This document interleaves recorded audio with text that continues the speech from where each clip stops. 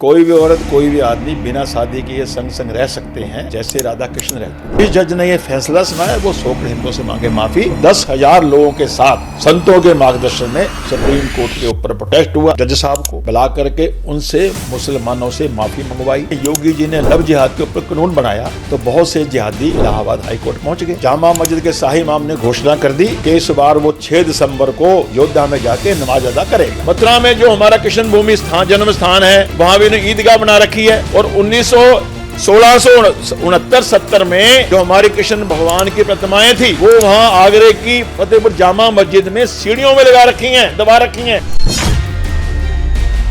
तो सनातन बोर्ड क्यों नहीं बन सकता? हिंदुस्तान में रहना है तो ढंग से रहो। हिंदुस्तान हिंदुओं का, अगर 110 करोड़ हिंदू सड़कों पे आ गया तो 4-4, 5-5 के हाथ में एक आओगे।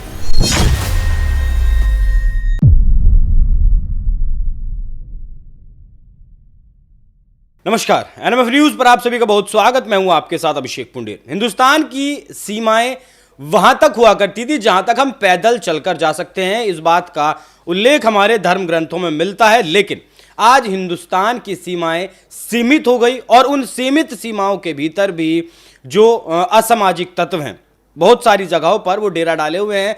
जिन लोगों ने ये नहीं देखा कि पाकिस्तान में हिंदुओं का क्या हुआ, अफगानिस्तान में हिंदुओं का क्या हुआ, बांग्लादेश में हिंदुओं का क्या हो रहा है 2024 के अंदर, वो देख सकते हैं। बंगाल में हिंदुओं को किस तरीके से प्रताड़ित किया जाता है, केरल में किस तरीके से किया जाता है, कश्मीर से भगा दिया गया। 1990 का दौर वो जिसने नहीं देखा आज के बांग्लादेश को वो देख सकता है। लेकिन उसके बावजूद भी कहीं ना कहीं हिंदू बेबस सा नजर आता है। हिंदू को जगाने की बात कही जाती है, तमाम तरीके के कार्यक्रम चलाए जाते हैं कि हिंदू जाग जाए, इस देश को गुलाम होने से बचाया जा सके एक बार फिर से, क्योंकि उसी रास्ते पर इस देश को लेकर जाया जा रहा है। और इस काम को कई लोग कर भी रहे हैं, लेकिन अंजाम तक जो इंसान इस काम को पहुंचा रहे हैं, आज उसी शख्सियत से आपकी मुलाकात करवाएंगे जय भगवान गोयल जी से। यूनाइटेड हिंदू फ्रंट के अंतर्राष्ट्रीय कार्यकारी अध्यक्ष हैं, हिंदुओं के लिए काम कर रहे हैं लगातार। जो हिंदू को खुद से खड़ा होकर करना चाहिए वो जय भगवान गोयल जी कर रहे हैं। बहुत बहुत स्वागत सर आपका स्टूडियो में आए। आप नमस्कार। आप यानी यूनाइटेड हिंदू फ्रंट बनाया, सबसे पहले तो आप बताइए कि इसमें आप करते क्या हैं, ये क्यों आपको बनाने की जरूरत पड़ी 100 करोड़ हिंदुओं के देश में? सबसे पहले तो जो भी हमारे एनएफएफ के दर्शक हैं उन सबको मेरी तरफ से जय श्री राम, जय हिंदू राष्ट्र। अब सवाल आता है यूनाइटेड हिंदू फ्रंट क्यों? जी, 2011-12 में एक प्रकरण आया, live in relation. Live in relation में सुप्रीम कोर्ट ने एक फैसला सुनाया,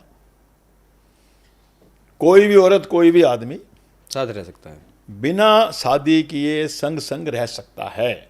ये एक सुप्रीम कोर्ट का फैसला हमारी सनातन सभ्यता संस्कृति के बिल्कुल विपरीत था। सुप्रीम कोर्ट यहीं तक नहीं रुका, सुप्रीम कोर्ट के उन जज साहिब ने ये तक कह डाला कि कोई भी औरत कोई भी आदमी बिना शादी के संग संग रह सकते हैं जैसे राधा कृष्ण रहते थे। राधा कृष्ण हमारे करोड़ों करोड़ों हिंदुओं के आराध्य हैं जी, वो हमारे भगवान हैं। ऐसे मामले में राधा कृष्ण जी का जिक्र करना, उनका उदाहरण देना खुल्लम खुल्ला 100 करोड़ सनातनियों का अपमान था, अपमान है। मगर मामला सुप्रीम कोर्ट का था, सारे के सारे हिंदू संगठन चुप हो गए, बैठ गए। मेरे अंदर से ये आवाज निकली कि राधा कृष्ण जी का इस तरीके से अगर अपमान हो रहा है तो फिर हम काहे के हिंदू हैं, हमें इसके लिए कुछ करना चाहिए। तो हमने जितने भी दिल्ली के हिंदू संगठन थे उनको सबको बुलवाया। राघवानंद जी महाराज दिल्ली के बहुत बड़े संत हैं, उनके सानिध्य में पहाड़गंज में उनके आश्रम में बैठक बुलाई, जिसमें लगभग सभी हिंदू संगठनों के लोग जमा हुए, इकट्ठे हुए। और सबसे यही कहा गया जो कुछ हो रहा है गलत हो रहा है। सब ने कहा गलत हो रहा है, तो गलत को सही कौन करने आएगा? गलत को सही करने के लिए आज के इस युग में भगवान कृष्ण सुदर्शन चक्र लेकर धरती पे आने वाले नहीं है। इसके लिए तो हम हिंदुओं को ही कोई ना कोई कदम उठाना चाहिए। तो सबने कहा ठीक है, उठाना चाहिए। फिर हमने कहा कि क्यों ना एक ऐसा संगठन बनाया जाए जिसके ऊपर सारे हिंदू संगठन एक मंच पे आ सकें। तब संतों के मार्गदर्शन में यूनाइटेड हिंदू फ्रंट का गठन हुआ और उसमें यह तय किया गया इसका अध्यक्ष बनेगा कोई संत। हम गृहस्थी इसका अध्यक्ष नहीं बनेंगे, क्योंकि धर्म का काम करना है, सनातन का काम करना है, इसलिए संतों के मार्गदर्शन में ही ये काम होना चाहिए। हमने 6 महीने जंतर मंत्र पे धरने दिए, प्रोटेस्ट किए, ज्ञापन दिए। हमारी मांग थी राधा कृष्ण जी का नाम इस मामले से हटाया जाए, फैसले से हटाया जाए। और जिस जज ने ये फैसला सुनाया वो 100 करोड़ हिंदुओं से मांगे माफी। उसने 100 करोड़ हिंदुओं की भावना से खिलवाड़ किया है। ये हमारी मांग थी। 6 महीने हो गए, कुछ नहीं हुआ। फिर बैठक हुई, क्या करना है। तय हुआ जी अगर हमारी बात नहीं सुनी जाती तो हमें इसके लिए खड़ा होना पड़ेगा, कड़े कदम उठाने पड़ेंगे। हमने घोषणा कर दी कि अगर हमारी बात नहीं मानी जाएगी तो हम सुप्रीम कोर्ट के ऊपर प्रोटेस्ट करेंगे, धरना करेंगे, सुप्रीम कोर्ट का घेराव करेंगे। ऐसी बात हम कह रहे थे जो आज तक कभी हुई नहीं। मगर सनातन का काम था, हिंदू धर्म का काम था, भगवान का काम था। उनका आशीर्वाद मिला, उनका बल मिला। 10 मई 2013 को 10,000 लोगों के साथ संतों के मार्गदर्शन में सुप्रीम कोर्ट के ऊपर प्रोटेस्ट हुआ, सुप्रीम कोर्ट का घेराव हुआ। अगले दिन सभी हिंदुस्तान के समाचार पत्रों में ये प्रमुखता से खबरें छपी कि इस मुद्दे को लेकर के, राधा कृष्ण जी के मुद्दे को लेकर के पूरे देश का हिंदू संत समाज एकजुट होकर के इसके ऊपर प्रोटेस्ट कर रहा है। अगले दिन राष्ट्रपति जी का मैसेज आया, राष्ट्रपति जी ने हमें बुला करके हमें सुना। तो हमने अपनी तरफ से राष्ट्रपति जी को उदाहरण दिया। पिछले दिनों मध्य प्रदेश में एक मुस्लिम समाज का बच्चा एडमिशन लेने गया। स्कूल ने एडमिशन देने के बाद बोला भी आना होगा ड्रेस कोड में, जैसे बाकी बच्चे आते हैं। अगर आप सोचोगे स्कूल में टोपी लगा के आऊँगा, यहाँ मैं दाढ़ी रख के आऊँगा, वो यहाँ चलेगा नहीं। वो हाई कोर्ट चले गए। हाई कोर्ट ने कहा जी इसमें हमारा कोई मामला नहीं, हम किसी स्कूल के ड्रेस कोड चेंज करने के लिए नहीं बैठे हुए। अगर ये अच्छा नहीं स्कूल, दूसरे स्कूल चले जाओ। यहाँ कोई स्कूल आपको एडमिशन दे रहा वो बताओ, यहाँ राइट टू एजुकेशन आपको अधिकार है शिक्षा का। उस प्रकरण को लेकर वो आगे सुप्रीम कोर्ट। मार्कंडे कार जो सुप्रीम कोर्ट के जज थे, जब उन्होंने मैटर देखा उन्होंने इस मैटर को सुनने से इनकार कर दिया और कहा जी ये हिंदुस्तान है, इसको हम तालिबान नहीं बनने देंगे। इतनी बात सुन करके वो लोग आ गए मनमोहन सिंह जी के पास जो प्रधानमंत्री थे, सोनिया जी के पास, कि सुप्रीम कोर्ट के जज ने सारे मुस्लिम समाज को तालिबान कह दिया है, हमारा अपमान कर दिया है। बाद में पता चला कि उन्होंने उनको बुलाया, जज साहब को बुला करके उनसे मुसलमानों से माफ़ी मंगवाई और ना सिर्फ माफ़ी मंगवाई, तालिबान की टिप्पणी वापस ली गई। वो ऑन रिकॉर्ड था। सुप्रीम कोर्ट के जज से माफी मंगवाई गई। हाँ, मुसलमानों से, जो कह सकते हैं कि इस देश के संसाधनों पर पहला हक उनका है, तो वो कुछ भी माफी मंगवाना तो कुछ बहुत छोटी सी चीज़ है। तो उन्होंने माफ़ीनामा मैंने निकाला, राष्ट्रपति जी के हाथ में दे दिया। जी मैं कहा जी एक मुसलमान के कारण मात्र से अगर सुप्रीम कोर्ट का जज माफ़ी मांग सकता है, लिखित में माफी मंगवाई, लिखित में। और राधा कृष्ण जी का अपमान खाली जय भगवान गोयल का अपमान नहीं है, 100 करोड़ हिंदुओं का अपमान है, मंगवाओ माफ़ी। जज साहब सुप्रीम कोर्ट अपने राष्ट्रपति जी ने वो सारा मामला देखा, सुना और फिर राष्ट्रपति जी के आदेश पर राधा कृष्ण जी का नाम उस फैसले से हटाया गया। इसी के साथ हमने एक बात और रखी थी उस वक्त, लव जिहाद कि मुसलमान इंटरनेट के माध्यम से हमारी हिंदुओं की बेटियों की बोली लगा रहे हैं। बनिए की लड़की लेके आओ भगा के 7 लाख रुपए की, ब्राह्मण की लेके आओ 5 लाख रुपए की, गुजराती लेके आओ 8 लाख रुपए की, हरिजन की लेके आओ 3 लाख रुपए की, ऐसे रेड कार्ड जारी कर रखा था। मैंने कहा जी ये लोग हमारी बहन बेटियों की खुलेआम बोली लगा रहे हैं। ऐसा अगर चलता रहेगा देश का हिंदू समाज इसको बर्दाश्त नहीं करेगा। आज नहीं तो कल, कल नहीं परसों इसके ऊपर पूरे देश में दंगे हो सकते हैं और दंगों का क्या परिणाम होगा उस बारे में मैं कुछ नहीं कह सकता। राष्ट्रपति जी ने उसके ऊपर भी संज्ञान लिया। हमारी वो चिट्ठी होम मिनिस्ट्री के माध्यम से जितने भी देश के चीफ सेक्रेटरी सबको गई कि इसकी इंक्वायरी करो, इसके ऊपर कार्रवाई हो। ये कब की बात है? 13 की बात है, 2013 की उसी प्रकरण की बात है। और अभी जो 2020 में योगी जी ने लव जिहाद के ऊपर कानून बनाया तो बहुत से जिहादी इलाहाबाद हाई कोर्ट पहुंच गए कि नहीं बनना चाहिए। जैसे हमें पता लगा, हमने वो 2013 की चिट्ठी जो थी होम मिनिस्ट्री की चिट्ठी निकाल करके अपना एडवोकेट खड़ा किया इलाहाबाद हाई कोर्ट में जाकर के कि जो कुछ योगी जी ने करा, योगी से अपने से कुछ नहीं कर रहे, ये तो 2013 का होम मिनिस्ट्री का ऑर्डर है, उस वक्त का जब सरकार थी मनमोहन सिंह की। जब हमारा एडवोकेट खड़ा हुआ तो उनको मुंह की खानी पड़ी, वो सब वहाँ से अपना मामला विड्रा करके भाग गए। अच्छा, कुछ भी मामला हो वकीलों की फौज जरूर खड़े करते हैं। लव जिहादी को बचाना हो, बुलडोजर एक्शन सरकार के खिलाफ जाना हो या और तमाम चीज़ें हो तो वकीलों की फौज ज़रूर खड़ी कर देते हैं। आप शिवसेना के साथ भी 20 साल तक रहे, लगभग 2 दशक रहे, बाला साहब ठाकरे के साथ रहे। ये जो जामा मस्जिद के परिसर में आपने हनुमान चालीसा का पाठ किया, उसके पीछे क्या कुछ कहानी ये थी? मामला है 1995-96 का। 95-96 का। हम 6 दिसंबर, जब से 6 दिसंबर 1992 को हम लोगों ने बाबरी ढांचा गिराया था, उसके बाद उस दिन को उल्लास का दिन, विजय का दिन के रूप में मनाते आ रहे हैं। 6 दिसंबर आने वाली थी, जामा मस्जिद के शाही इमाम ने घोषणा कर दी कि इस बार वो 6 दिसंबर को अयोध्या में जाके नमाज अदा करेगा। जैसे ही हमारे संज्ञान में बात आई, हमने कह दिया भी तू तो पता नहीं अयोध्या जाएगा नहीं जाएगा, मगर हम तेरी जामा मस्जिद पे आके हनुमान चालीसे का पाठ पढ़ेंगे। एजेंसियां, पुलिस सक्रिय होगी। पुलिस अधिकारियों ने हमसे बात की, उन्होंने कहा जी इनको तो हम गाजियाबाद से आगे जाने नहीं देंगे, आप क्या करेंगे? मैंने कहा जी मैंने तो घोषणा कर दी है, मैं तो जामा मस्जिद पे जाके हनुमान चालीसे का पाठ करूंगा। पुलिस कमिश्नर के ऑर्डर हो गए, इनको अरेस्ट करो। हमने भी ऑर्डर कर दिया, कोई अरेस्ट नहीं होगा, कोई गिरफ्तारी नहीं होगा, सब दाएं बाएं हो जाओ। 5-7-10 दिन हमारे कार्यकर्ता, हम सब लोग अपने घरों से बाहर रहे। और जैसे ही 6 दिसंबर को दिन आया तो हमारे 500 कार्यकर्ता और मैं स्वयं, मैंने पगड़ी बांध ली, मैं सरदार बन गया और पहुँचे। वहाँ पहुँच करके हमने जामा मस्जिद पर, हमारी जेब में हनुमान चालीसा गुटके थे, हनुमान चालीसा का पाठ किया। और हमने वहाँ पहुँच करके किसी के खिलाफ कोई बात नहीं करी। हमने अपना सिंबॉलिक जो हमने बात कही थी कि हनुमान चालीसा का पाठ करेंगे, हमने हनुमान चालीसा का वहाँ पर पाठ किया, सिर्फ ये बताने के लिए कि अयोध्या तो बाद में जाओगे, पहले हमसे निपट लो, हम यहाँ दिल्ली बैठे हुए हैं। हम लोग गिरफ्तार हुए, मुकदमा लगा, जेल गए, मगर उसकी कोई चिंता परवाह ना थी ना है। हिंदू समाज को जगाने का काम करना है, सनातन के लिए काम करना है। जेल तो हम अपनी ससुराल मानते हैं, जेल तो हम जाते रहते हैं। शायद यही वजह है कि जब लोग कानूनी दांव पेच पे फंसने से बचते हैं, कहते हैं कि बाबरी ढांचा 1992 की बात करते हैं, तो वो खुद पर नहीं लेते, लेकिन आप खुलकर कहते हैं कि हमने ढाया बाबरी ढांचा। आप थे वहाँ उस वक्त अयोध्या में? देखिए 1990 की कार सेवा में हम गए थे जी।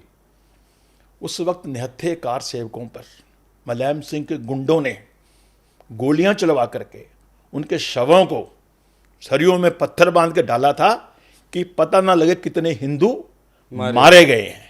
वो दृश्य हमने अपनी आंखों को सामने देखा था, हमारे सामने सब घटा था। उसी वक्त बैठ करके भगवान के चरणों में प्रार्थना की थी, है भगवान जब कभी द्वारे कार सेवा में आए पूरी मजबूती से आए, इस ढांचे को नेस्तानाबूद करके आए। तो भगवान ने सुनी। 90 में मैं दिल्ली शिवसेना का अध्यक्ष होता था। 6 दिसंबर आते आते मुझे बाला साहब ठाकरे ने पूरे उत्तर भारत का शिवसेना अध्यक्ष बना दिया। तो एज ए शिवसेना उत्तर भारत अध्यक्ष हमने बकायदा 3 दिन मीटिंग करी पूरे प्रदेशों के लोगों को बुला करके। उसमें था कि करना क्या है, भाव क्या है। सबका एक ही भाव था कि इस बार ढांचा टूटना चाहिए। हमने वो बात बाला साहब ठाकरे तक पहुंचा दी कि हम सबकी मीटिंग हुई, हमारा ये भाव है, बाकी आप हमारे शिवसेना के प्रमुख हैं, जो आप कहोगे वो करेंगे। तो बाला साहब ठाकरे का आदेश आया कि जाओ तोड़ के ही आना। 5 दिसंबर 1992 को हम वहाँ पहुँच गए और हमने यहाँ 2 दिसंबर 1992 को मीडिया बुला के बोला था कि इस बार जो कार सेवा होगी वो शिवसेना स्टाइल में होगी। तो लोगों ने बोला शिवसेना स्टाइल क्या होता है, वो बताएंगे 6 दिसंबर को।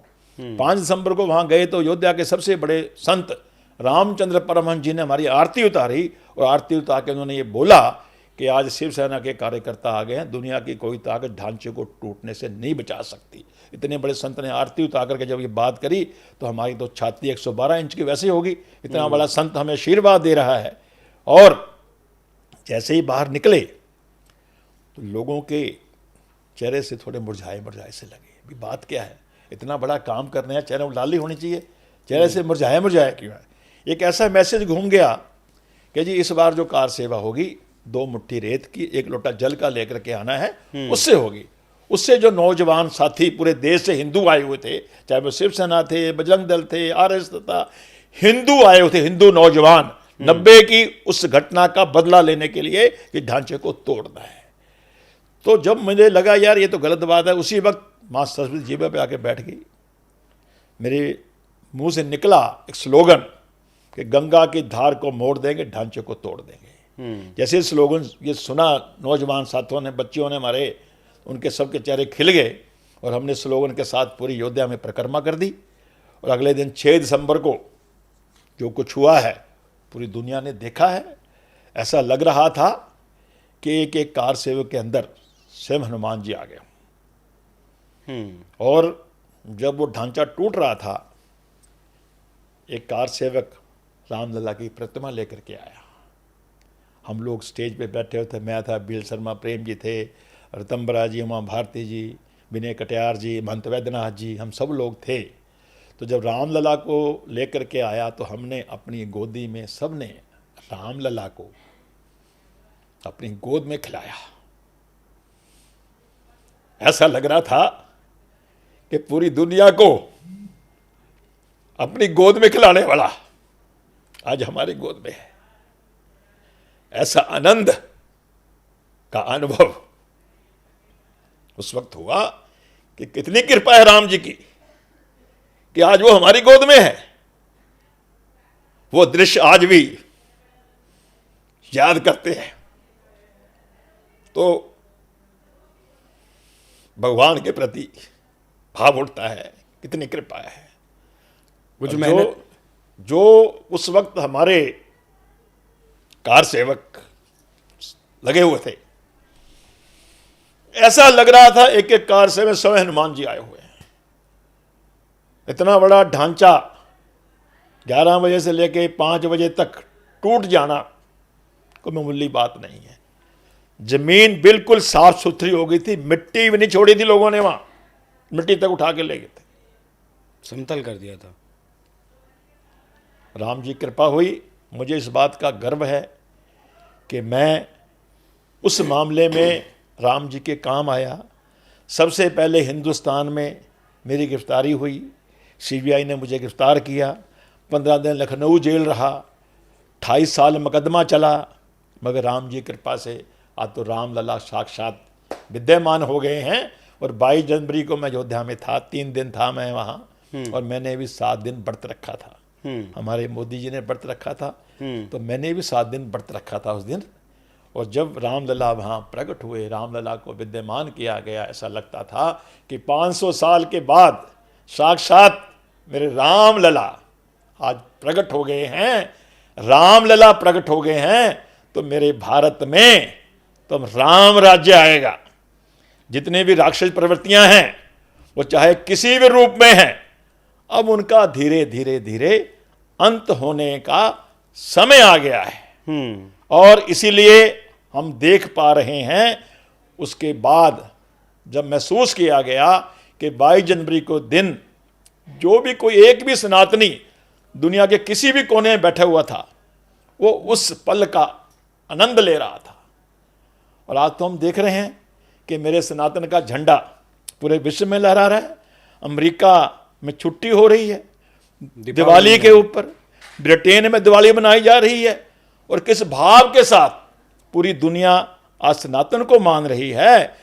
रसिया के राष्ट्रपति पुतिन कह रहे हैं कि मोदी जी ग्रेट हैं, यूक्रेन के लोग कह रहे हैं, ईरान कह रहा है, अमेरिका तो कह ही रहा है, इजराइल कह रहा है। आज पूरी दुनिया हमारे सनातन धर्म को सम्मान दे रही है। आज पूरी दुनिया में ये बात चल रही है कि जो आज युद्ध हो रहा है, अशांति हो रही है, मारामारी हो रही है पूरी दुनिया में, इसको अगर कोई रोक सकता है तो भारत रोक सकता है।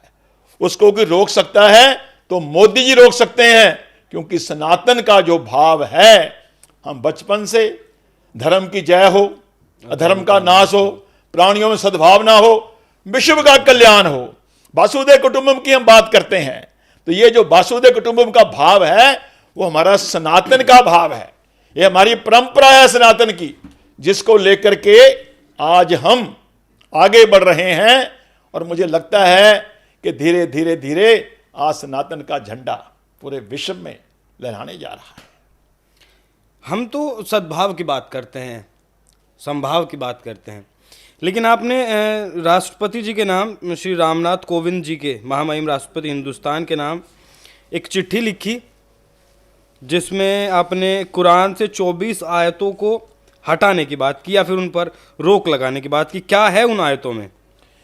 देखिए, हमारे जितने भी धार्मिक ग्रंथ हैं, चाहे हमारी रामायण है, चाहे हमारी गीता है, कोई भी, चाहे हमारा गुरु ग्रंथ साहब है, हमारा कोई ग्रंथ ये नहीं कहता कि जो मुझे नहीं मानेगा उसको मार दो, उसको काट दो, वो काफिर है। कुरान की 24 आयतें हमने निकाल करके राष्ट्रपति जी को, प्रधानमंत्री जी को, गृह मंत्री के, जितने देश के मुख्यमंत्री हैं उनको, और जितने बड़े बड़े मुल्ला मौलवी हैं उन सबको भेजी हैं। कुरान में सूरा नंबर 9 आयत नंबर 5 जो खुलेआम कहती है जो गैर मुस्लिम है वो काफिर है, इसे मारो, कूटो, लूटो, इसकी संपत्ति पे कब्जा करो, इनकी बहन बेटियों पे कब्जा करो। ऐसा करते हुए अगर तुम मर भी गए तुम्हें हूर मिलेंगी, जन्नत मिलेंगी, परियां मिलेंगी। और ये आयतें मदरसों में पढ़ाई जाती हैं। जब 4-5 साल का बच्चा दिन में 5-5, 6-6 बार ये बात सुनेगा, पढ़ेगा, बोलेगा, तो उसके तो दिल के ऊपर, दिमाग के ऊपर, जिवा के ऊपर ये बात लिख दी गई कि जो गैर मुस्लिम है वो काफिर है, इनको लूटना, मारना, काटना तेरे खुदा का आदेश है। इसीलिए आज जहां कहीं भी मुसलमानों की वादी बढ़ती है तो वहां पर ये लोग दूसरों को मारने काटने का काम चालू करते हैं। अगर शांति भाईचारा रखना है, हम पूरी दुनिया की तो बात नहीं कर सकते, हम अपने हिंदुस्तान की तो बात कर ही सकते हैं। बिल्कुल। और पिछले दिनों इसके लिए तो हार्वर्ड यूनिवर्सिटी ने, अमेरिका की सबसे बड़ी यूनिवर्सिटी हार्वर्ड यूनिवर्सिटी ने एक लेख लिखा है कि जिस किसी क्षेत्र में, जिस किसी कंट्री में इनकी आबादी 16% से ऊपर हो जाती है वो देश धीरे धीरे धीरे मुस्लिम देश हो जाता है। ऐसे बहुत से देश हैं जिनका जिक्र, जिनका उदाहरण भी है। तो हम चाहते हैं कि हमारे देश में शांति हो, भाईचारा हो, प्रेम हो।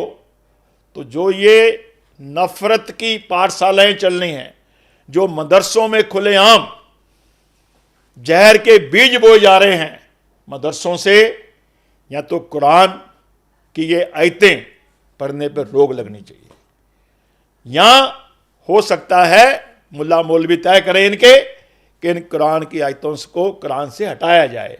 जो करना है वो प्रशासन करे, सरकार करे, मुल्ला मौलवी करे, मगर मेरे देश में शांति भाईचारा रहना चाहिए। और शांति भाईचारा एक तरफा नहीं होगा, शांति भाईचारा दोनों तरफ से होगा तभी रह सकता है। अन्यथा हिंदू किसी को मारना नहीं चाहता, हिंदू किसी की बहन बेटी पे गलत निगाह रखना नहीं चाहता, हिंदू किसी की संपत्ति पे कब्जा नहीं करना चाहता। हमारे यहां तो चींटी मारना भी पाप है, पाप है। ये तो खुलेआम काट देते हैं। पिछले दिनों दिल्ली में ऐसी बहुत सी घटनाएं हुई हैं। अपने हमारी दिल्ली में ही अपना क्या नाम उसका, जहांगीरपुरी में 13 साल की बच्ची के साथ एक जिहादी ने रेप किया। मुकदमा दर्ज हुआ, जेल गया, छुट करके आ गया, फिर बदतमीजी करने लगा। घर वालों ने तंग आकर के लड़की को दिल्ली से बाहर भेज दिया। वो जिहादी की इतनी जुर्रत देखो, वो जिहादी लड़की के घर पे आता है, लड़की की मां से पूछता लड़की कहां है। उसने बोला लड़की हमने दिल्ली से बाहर पढ़ने के लिए भेज दी है। कैसे भेज दी है? उसी वक्त गोली मार के उस मां को मार दिया गया। लड़की की मां को, लड़की को, मां को मार दिया कि लड़की तुमने बाहर क्यों भेजी। तो ये इनकी इतनी जुर्रत, इतनी हिम्मत, ये सब आ रही कहां से है? जो इनको कुरान में पढ़ाया जा रहा है। और इसके साथ साथ कहीं पर भी इनका थोड़ा सा प्रभाव बढ़ता है, ये वहां पर हिंदुओं का रहना दुश्वार कर देते हैं। ख्याला में ध्रुव त्यागी नाम का एक व्यक्ति अपनी बेटी को स्कूल से लेकर आ रहा था, वहां पर इन्होंने उल्टी सीधी फतवियां कसी, उसने विरोध किया तो उसका मर्डर कर दिया गया। ख्याला में मर्डर कर दिया, खुलेआम मर्डर कर दिया गया। वो तो 2013 में हमने देखा, मुजफ्फरनगर दंगा उसी चीज के ऊपर हुआ। अमृत सक्सेना नाम का एक हिंदू लड़का किसी मुसलमान लड़की के साथ प्रेम हो गया, तो मुसलमान लड़की के घर वालों ने, पूरे परिवार ने आकर के चक्कू छोरों के साथ उसका खुलेआम मर्डर कर दिया।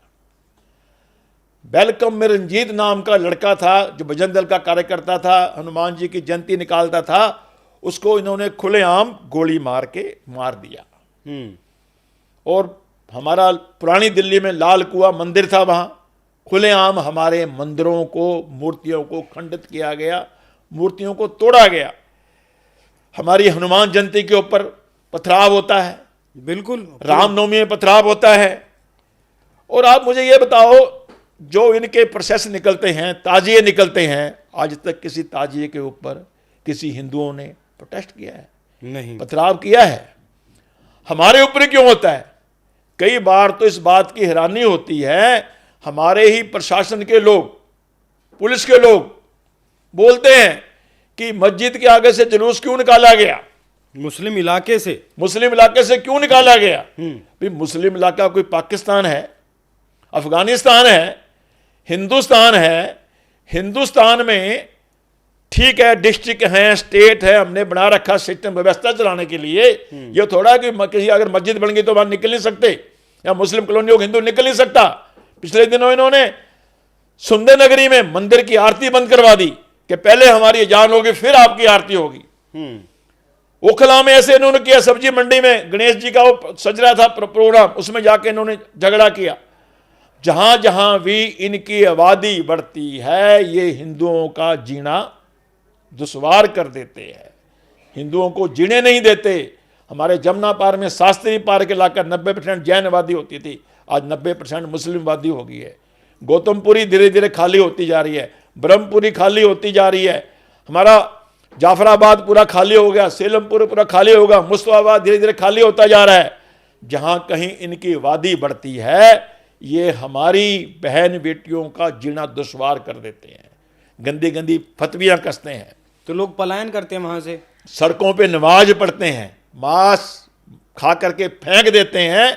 ऐसा वातावरण बना देते हैं कि हिंदू वहां से पलायन करता है। और ऐसा वातावरण बनाने का यही कारण है कि हिंदू वहां से पलायन करे। तो ऐसे में धीरे धीरे धीरे हिंदू पलायन कर रहा है। हिंदुओं का पलायन होना बहुत खतरनाक है। अगर आज हिंदुस्तान की राजधानी दिल्ली में भी अगर हमारा हिंदू पलायन कर रहा है तो कहीं ना कहीं दुखद बात है। मगर हम आए दिन अपने लोगों के बीच में जाते हैं, मीटिंगें करते हैं, लोगों को कहते हैं कि भाई बुराई का डट के विरोध करो।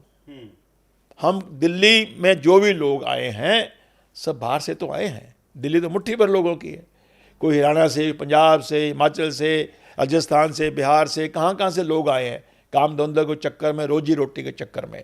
आप यहाँ से छोड़ के क्या गांव द्वारे जाओगे? तो पलायन बंद करो। मगर पलायन का सबसे बड़ा कारण है ये जिहादी।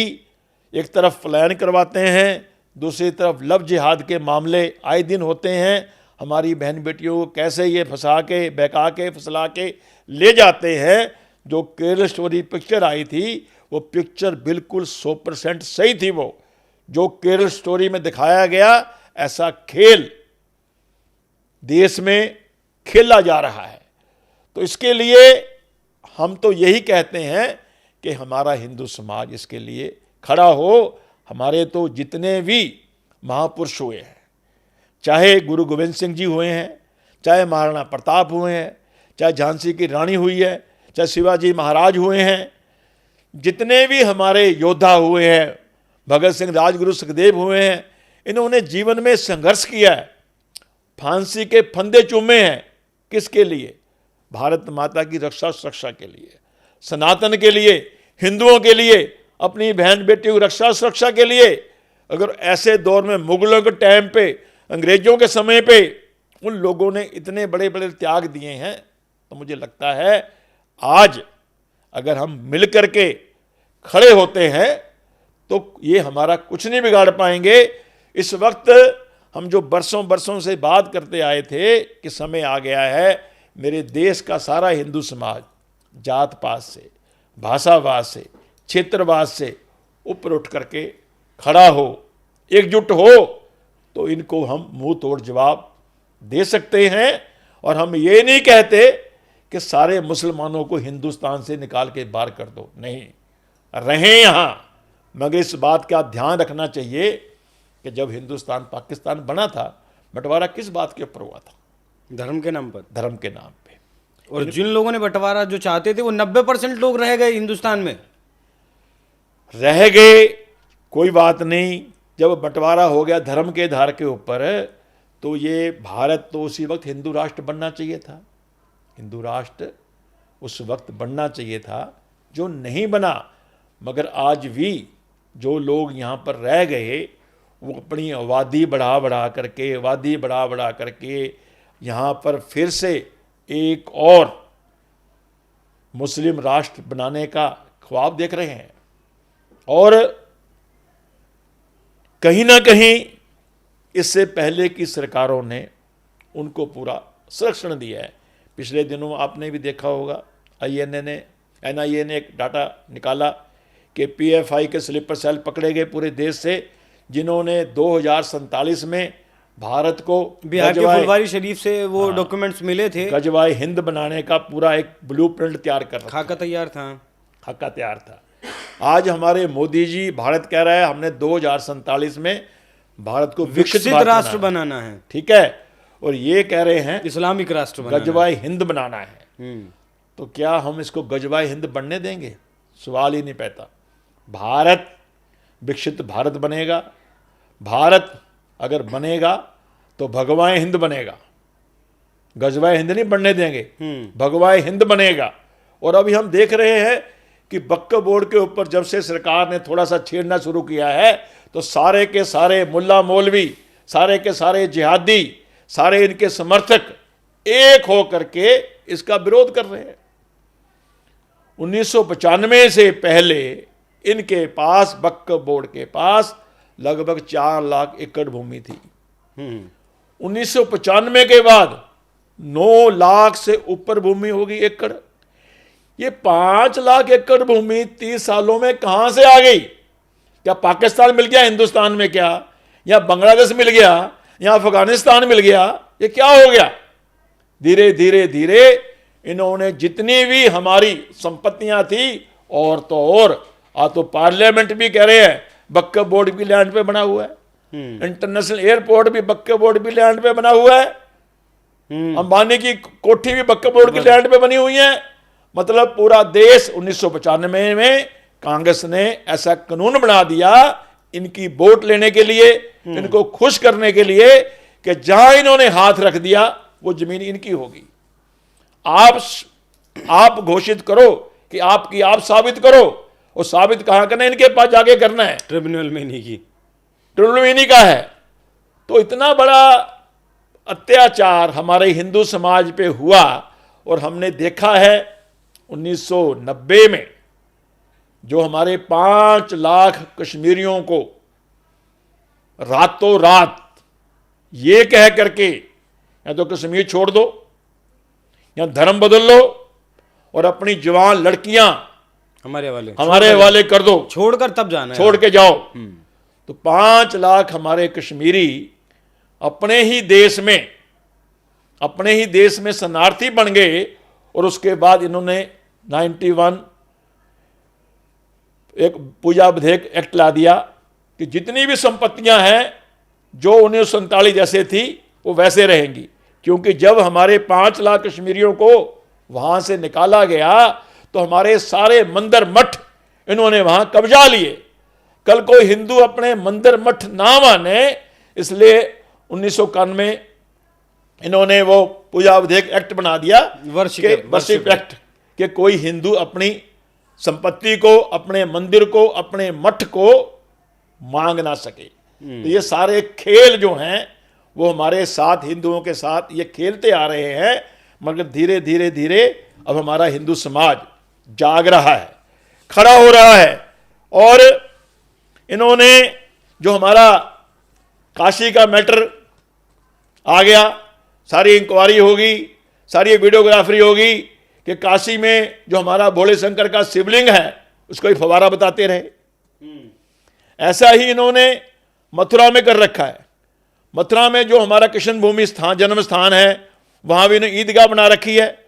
और 1669-70 में जो हमारी कृष्ण भगवान की प्रतिमाएं थी वो वहां आगरे की फतेहपुर जामा मस्जिद में सीढ़ियों में लगा रखी हैं, दबा रखी हैं, ताकि हिंदू अपने आप को हमेशा अपमानित महसूस करता रहे। उसके लिए भी यूनाइटेड हिंदू फ्रंट कोर्ट में लड़ाई लड़ रहा है। और आज नहीं तो कल, कल नहीं परसों, जैसे हमने काशी विश्वनाथ की जो वो विवाद के ऊपर जीत प्राप्त की है, ऐसी ही जीत हमें यहाँ से भी मिलेगी। और जो कुतुब मीनार है, कुतुब मीनार कोई कुतुब मीनार नहीं है, वो विष्णु स्तंभ है। कुतुब मीनार के बाद तो एक सरकारी पत्थर लगा रखा लिख करके प्रांतीय विभाग ने कि कुतुब मीनार 28 जैन हिंदू मंदिर तोड़ के बनाई गई। आज भी कुतुब मीनार के अंदर भी हमारे देवी देवताओं की खंडित मूर्तियां आज भी वहां पर हैं। पिछले दिनों हमने यही बात करते हुए हनुमान चालीसा का पाठ कुतुब मीनार पे भी किया था, उसमें भी हमारे लोग अरेस्ट किए गए थे।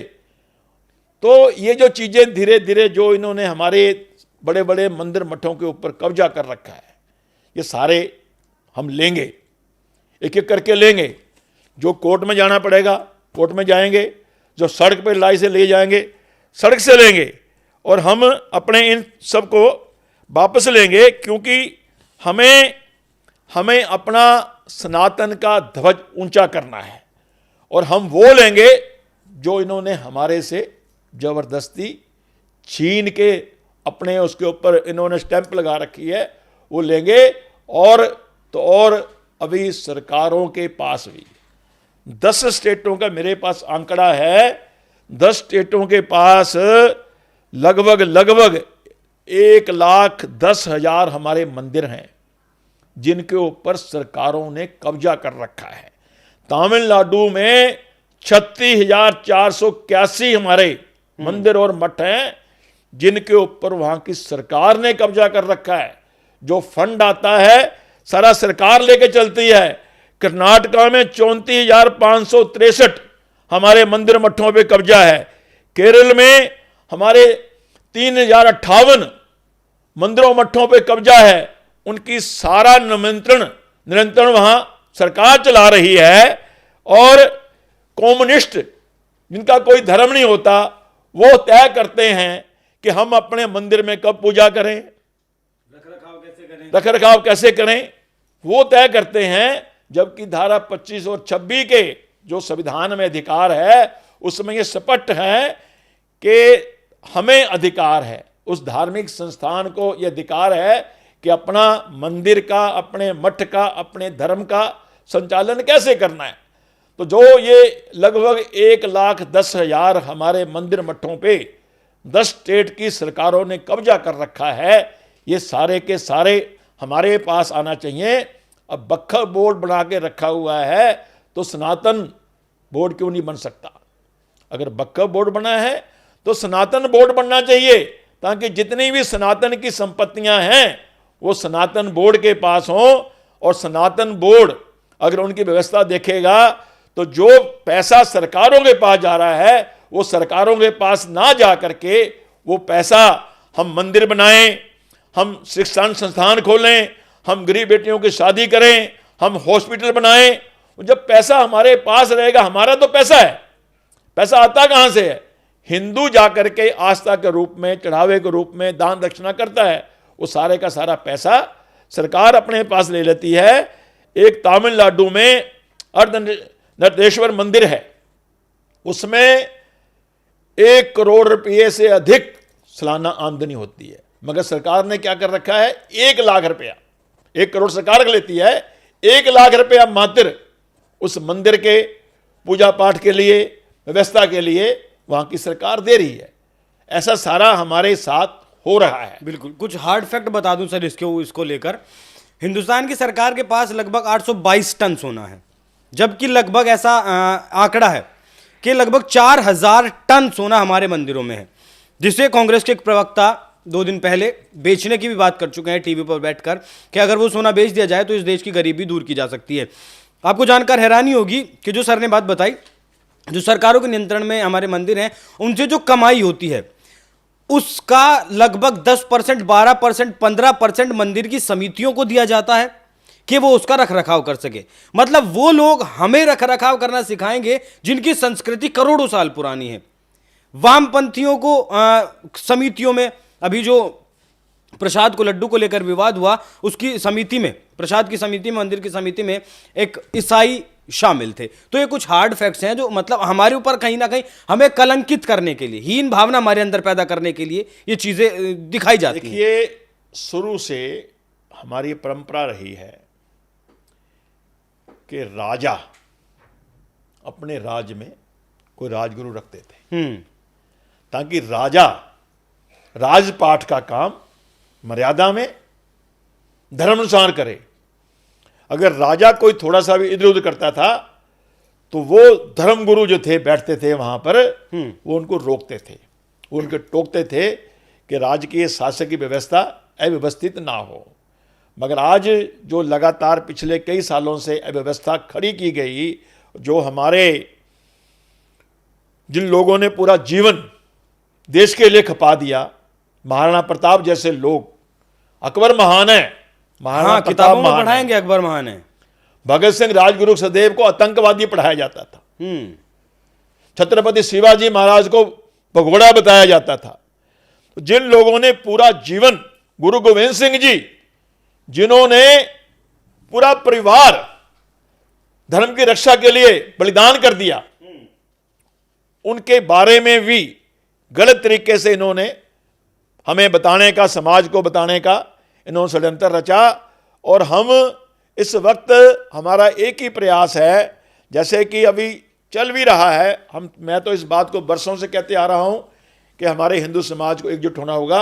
आज जो स्लोगन चल रहा है, बटोगे तो कटोगे, मैं उसी पे आ रहा था, बटोगे तो कटोगे से आप क्या समझते हैं? आप भी इस बात नारे को दोहराते हैं, और योगी आदित्यनाथ का लक्ष्य क्या है? हालांकि प्रधानमंत्री मोदी ने शब्दों का इस्तेमाल नहीं किया, उन्होंने शब्द बदल दिए कि रहेंगे तो सेफ रहेंगे, लेकिन नारे योगी आदित्यनाथ के ही साथ। देखिए, आज योगी आदित्यनाथ जी हैं, आज हमारे संघ प्रमुख मोहन भागवत जी हैं, आज हमारे प्रधानमंत्री जी हैं। लक्ष्य सबका एक ही है। जो काम सैकड़ों वर्ष तक मुगलों ने किया, हमारे समाज को बांट करके उन्होंने राज किया।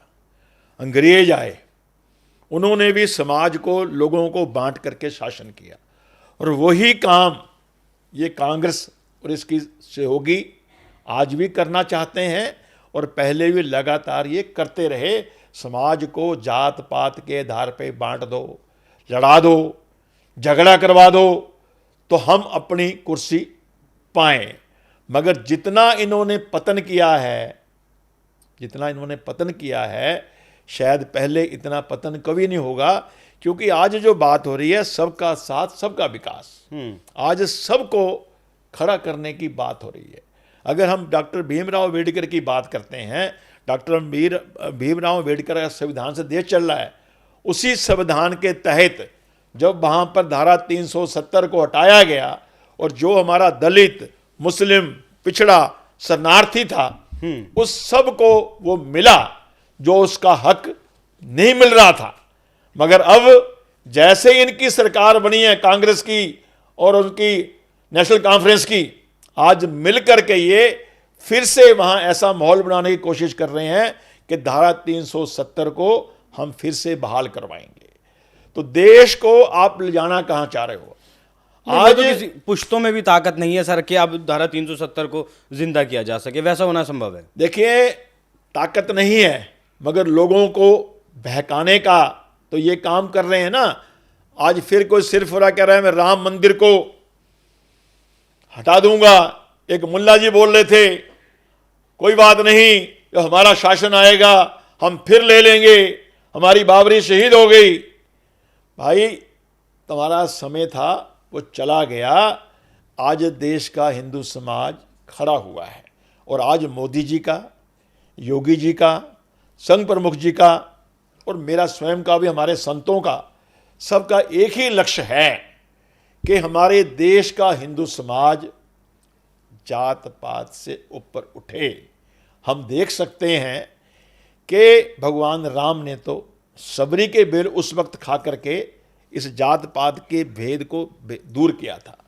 और हमारे भगवान कृष्ण ने जब गोवर्धन पर्वत उठाया था, गोवर्धन पर्वत उठाने के बाद सारे गांव के लोग जहां इकट्ठे हुए, वो सारा प्रसाद मिक्स करके सबको बांटा गया भोग के रूप में।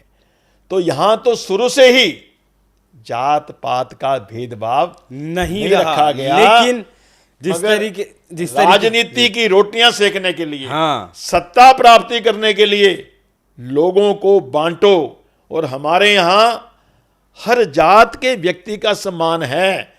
अब दिवाली आती है तो हमारा कुम्हार कितना खुश होता है, लाखों करोड़ों की संख्या में दीवे उसके बिकते हैं। और हम जो हमारे नाई जाति के लोग हैं, जब घर में बच्चा होता है, शादी होती है, उनकी भागीदारी होती है। हम तो यहाँ तक भी जानते हैं कि हमारे यहाँ तो नाई ही रिश्ता तय करके आते हैं जाके बेटियों के। तो ये हमारी परंपरा रही है। और हमारे यहाँ नारी का सम्मान, नारी तो नारायणी, राधा कृष्ण, पहले राधा जी का नाम आता है, लक्ष्मी नारायण, ठीक है, सियावर रामचंद्र की जय, ये हम स्लोगन देते हैं। जब भगवान राम यज्ञ करने लगे थे तो सीता माता जी तो वहां थी वाल्मीकि जी के आश्रम में, तो वहां पर सोने की प्रतिमा लगाई गई थी, उनके बिना हो नहीं सकता। तो हमारे यहाँ तो नारी का सम्मान हमेशा रहा है। दलित समाज, कोई समाज, सब समाज के एक पार्ट है। और ये हम सब व्यवस्था बनाई गई है, आपने ये काम करना, आपने ये काम करना, आपने ये काम करना। जैसे हमारा शरीर है, इसका जवान का काम है बोलने का, आंखों का काम है देखने का, हाथों का काम है काम करने का, पैरों का काम है चलने का। तो जैसे ये हमारे बॉडी का अलग अलग पार्ट अलग अलग काम करता है, वैसे ही वर्ण व्यवस्था बनाई गई थी काम को संभालने के लिए, काम करने के लिए। मगर आज ये लोग उस वर्ण व्यवस्था को जातियों में बांट करके समाज को पथभ्रष्ट करने की कोशिश कर रहे हैं। मगर आज जो जिस तरह से सनातन खड़ा हो रहा है, धीरे धीरे धीरे लोगों के बात समझ आ रही है कि अगर एक रहेंगे तो सेफ रहेंगे। और आज एक सेफ की जो बात है, ये सिर्फ हिंदुस्तान में नहीं, आज तो पूरी दुनिया इस बात को मान रही है। एकजुट रहेंगे, मिलके रहेंगे, तभी राष्ट्र का, देश का, समाज का विकास हो सकता है। अपनी एनर्जी लड़ाई झगड़ों में लगाओगे तो उसका किसका भला होने वाला है। इसलिए जो योगी जी का स्लोगन है, बटेंगे तो कटेंगे, हमें बंटना नहीं है, हमें कटना नहीं है, एकजुट रहना है। एकजुट रहेंगे। और एकजुट रहेंगे तो जैसे हमारे G20 में हमारे मोदी जी ने पूरी दुनिया को सनातन के दर्शन करवाए, बिल्कुल, तो पूरी दुनिया ने इस बात को माना, वसुधैव कुटुंबकम का नारा दिया, पूरा विश्व एक है। और जो हमारी नालंदा यूनिवर्सिटी, उसके बारे में लोगों को बताया कि हजारों वर्ष पूर्व किस तरीके से इन्होंने हमारी नालंदा यूनिवर्सिटी को जलाया था। उस वक्त 10,000 छात्र पूरे विश्व से आकर के हमारी इस यूनिवर्सिटी में पढ़ते थे, हजारों की संख्या में हमारे शिक्षक थे। तो ये हमारी परंपरा फिर से धीरे धीरे आ रही है। मुझे लगता है कि अब समय आ रहा है फिर से मेरा भारत सनातन की परंपरा के साथ आगे बढ़ करके पूरी दुनिया को जीने और चलने का रास्ता दिखाएगा। भारत का झंडा पूरी दुनिया में लहराएगा। और आज चाहे वो अमेरिका है, चाहे वो यूक्रेन है, चाहे वो रसिया है, धीरे धीरे धीरे सब इस बात को मान भी रहे हैं और कह भी रहे हैं कि भारत ही ऐसा देश है जो फिर से शांति, भाईचारा, प्रेम की गंगा बहा करके पूरे विश्व में शांति और भाईचारा कायम कर सकता है, और वासुदेव कुटुंबकम का जो भाव है उसको अगर कोई सार्थक कर सकता है, उसको सार्थक करने की क्षमता हमारे सनातन में है, हमारे संतों में है, हमारे प्रधानमंत्री में है, जिसको आज बड़े से बड़े देश के लोग भी ये कहते हैं कि मोदी मेरा दोस्त है। ट्रंप ने कहा कि मोदी मेरा दोस्त है। तो ये बात ऐसे नहीं आ रही, ऐसा लगता है कि भगवान भी ऐसा चाह रहे हैं। बिल्कुल। और जो जिहादी शक्तियां हैं, जो हिंदू विरोधी शक्तियां हैं, उनसे मैं कहना चाहता हूं कि भाई हिंदुस्तान में रहना है तो ढंग से रहो। हिंदुस्तान हिंदुओं का है। हमने तुम्हें बांट करके पाकिस्तान दे दिया है। आज यहां रह रहे हो तो हमने तुम्हें रखा हुआ है। बार बार हिंदुओं को धमकाना बंद कर दो। 15 मिनट के लिए पुलिस हटा लो, 20 मिनट के लिए पुलिस हटा लो, हम तो 20 करोड़ हैं, हम देख लेंगे। मैं कहता हूं भाई तुम तो देख लोगे, ठीक है, अगर कहीं अगर तुम 20 करोड़ 25 करोड़ हो, 100 करोड़ हिंदू भी तो है। अगर कहीं 100 करोड़ हिंदुओं का किसी दिन नट पेज ढीला हो गया कि भाई ये जिहादी हैं, ये आतंकवादी गतिविधियां करते हैं, ये हमारी बहन बेटियों के साथ लव जिहाद करते हैं, तो अगर ये कहीं हिंदुओं का नट पेज ढीला हो गया, और जिस दिन अगर हिंदुओं ने ठान लिया कि तुम्हें यहाँ नहीं रहने देना, तो हमारे को ना तो AK-47 की ज़रूरत है, ना बमों की ज़रूरत है, ना हथगोलों की ज़रूरत है। अगर 110 करोड़ हिंदू सड़कों पे आ गया तो 4-4 5-5 के हाथ में एक आओगे। क्या उन्हें शिवास्त्र की जरूरत है? ये जो आपने फिर लातों से गुस्सों से पीट पीट के काम ठीक कर देंगे। इसलिए हम कहते हैं भाई ढंग से रहो। हम तो वासुदेव कुटुंबकम का भाव रखते हैं, हम किसी से दुश्मनी नहीं पालते। हम तो धर्म की जय कहते हैं। बिल्कुल। जो ये शिवस्त्र की अगर बात हम कर रहे हैं, दिखाइएगा जरा इसे। शिवस्त्र जो है ये हमारे भोले बाबा का शिवस्त्र है। हमारे जितने भी देवी देवता थे, चाहे वो हमारे भोले बाबा थे, चाहे प्रभु राम थे, कृष्ण भगवान जी, दुर्गा माता, हनुमान जी, जितने भी हमारे देवी देवता हैं वो सारे के सारे शस्त्रधारी थे। महाराणा प्रताप शस्त्रधारी थे, शिवाजी महाराज शस्त्रधारी थे, झांसी की रानी शस्त्रधारी थी। जितने भी हमारे देवी देवता, महान गुरु गोविंद सिंह शस्त्रधारी थे। जितने भी हमारे महान योद्धा हुए हैं, हमारे भगवान हुए हैं, हमारे देवी देवता हैं, वो सारे के सारे शस्त्रधारी थे। शस्त्र रखने का मतलब ये नहीं कि हम किसी को डराना चाहते हैं या हम किसी से डरते हैं। शस्त्र का मतलब ये है कि हम आत्मरक्षा के लिए, आत्मसम्मान के लिए अपने पास शस्त्र रखें। और मैं तो देश के हिंदू समाज से यही अपील करना चाहूँगा कि हर हिंदू शिवस्त्र धारण करें। और ये भोले बाबा का शिवस्त्र है, जब इसको लेके चलते हैं उनका आशीर्वाद मिलता है। और उनको हम जब सवेरे उठ करके 108 बार माला जप करके भोले बाबा का शिवस्त्र नहा धो के धारण करके चलते हैं तो पूरे दिन ऊर्जा रहती है। और जो जिहादी शक्तियां हैं, जो असुर शक्तियां हैं, वो हमारे पास से नहीं फटकती, नेगेटिविटी दूर भागती है, पॉजिटिविटी का भाव रहता है कि ताकि सारा दिन हम मजबूती के साथ राष्ट्र का, देश का, धर्म का, समाज का काम कर सकें। हमारा तो एक ही विजन है कि अब समय आ गया है कि भारत हिंदू राष्ट्र घोषित हो।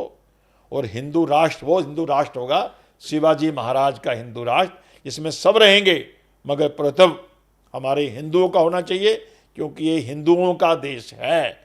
और हिंदुओं के देश में भी अगर हिंदुओं का सम्मान नहीं होगा, हिंदुओं का प्रताप नहीं होगा, तो किसका होगा?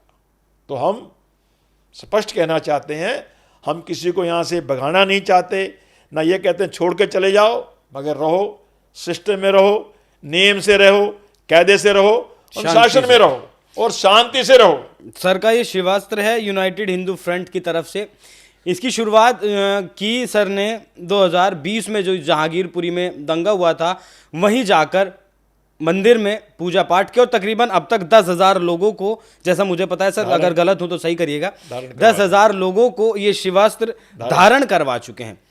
हिंदू अगर शास्त्र का ज्ञान रखता है तो अपने पास शस्त्र भी रखता है, ऐसा लीजिए सर, उसका हमारे ग्रंथों में, हमारे धर्म क्योंकि ग्रंथों में सब शास्त्र कुछ और शस्त्र लिखा जरूरी हुआ है। बिल्कुल, शास्त्र शास्त्र और के साथ शस्त्र साथ जरूरी है। योगी आदित्यनाथ भी इस बात को कह चुके हैं। तो इसलिए सब इसका पालन करें और ज़्यादा ज़्यादा संख्या में हमारी माताएं बहनें बंधु इसको धारण करें। तो मैं समझता हूँ जो कोई भी शिव वस्त्र धारण करेगा उसको भगवान भोले बाबा का, माँ पार्वती का आशीर्वाद जरूर मिलेगा और पूरी मजबूती से राष्ट्र के लिए, देश के लिए, सनातन के लिए, हिंदू राष्ट्र के निर्माण के लिए आगे आकर के वो काम करेगा। और हम सब यही चाहते हैं कि मेरा भारत का गौरव बढ़े, मेरा भारत पुनः पूरी दुनिया में अपना डंका बजाए।